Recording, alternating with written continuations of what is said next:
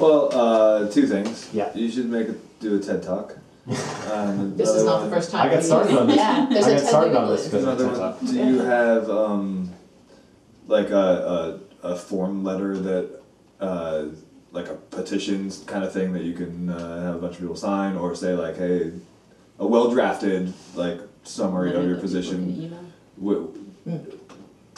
you know, highlighting the urgency that people like me can send to the president and my elected Oh, officials. I see what you're saying. Yeah, well,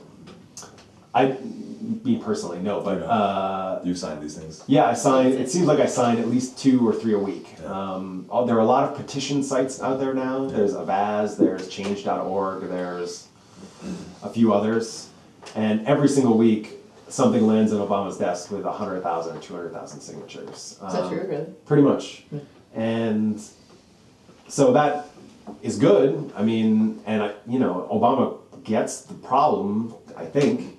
Yeah. But he hasn't done a hell of a lot right now. I mean, Is there anyone in politics right now that really sort of has adopted this as their cause in the Senate or the House of... Yeah, if you want to fight for somebody, fight for Ed Markey for John Kerry's seat. He is basically like the climate change guy.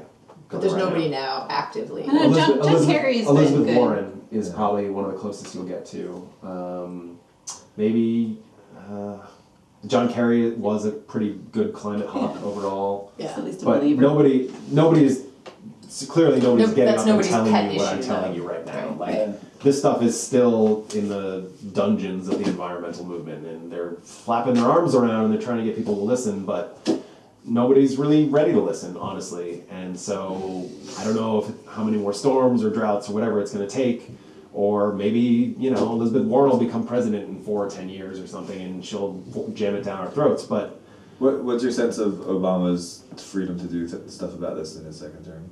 I think he's got all the freedom he could possibly want. I mean, he's got no more elections to do. Do you think that he'll be able to make a move? I mean, what do you think he'll be able to accomplish? I don't know, honestly, like what his constraints are. I mean, I watched the inaugural speech. I don't know if you did, but climate change featured very prominently, which I was pleased with. It's not easy to get anything passed. Yeah. Well, It's the a very beauty of divisive this is that system. there's a lot you can do as the president that you don't need laws for. So Keystone is an easy one. He just writes his name, yes or no, on that piece of paper, and he stops it or he makes it go forward. So that's really that's the line in the sand. Yeah. If he approves the Keystone Pipeline, he's officially my enemy. And if he stops it, then that's okay, but that's like step 1 of a million. Because he campaigned on climate stuff 4 years ago, but he had to win elections and he had to make compromises, and he was kind of a wuss in those first 4 years in a lot of ways. And he focused his political capital on other issues. Yeah. So I don't know how he is. I voted for him because you kind of have to, but I wish he was a lot better than he was. I mean, yeah. I understand that. I feel like there's so many issues going on. And it's got to be hard to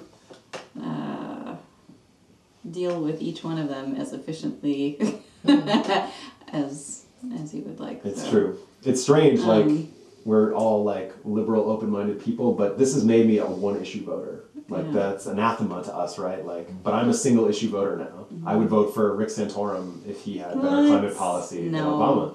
Because other issues, all of them are slaves to this. I mean, we're talking about the end of human civilization versus rights for someone over someone else. Ladies, though. Yeah, I can't. It's quite get on board. I mean, if he's going to be in charge, maybe just let the planet go down too. That's fine. Well, don't worry. I don't think he's coming around. I think he'll be fighting it all the way to the end. Yeah, that hurts a little bit more than... So if this all sounds really weird, if it sounds pie in the sky, if it sounds like it'll never happen, I would pretty much agree with you. I mean, there's nothing more in short supply now than political will and money, which are the two things we basically need. But all you need to know is that when it breaks, it's going to break fast. And I'm okay for that.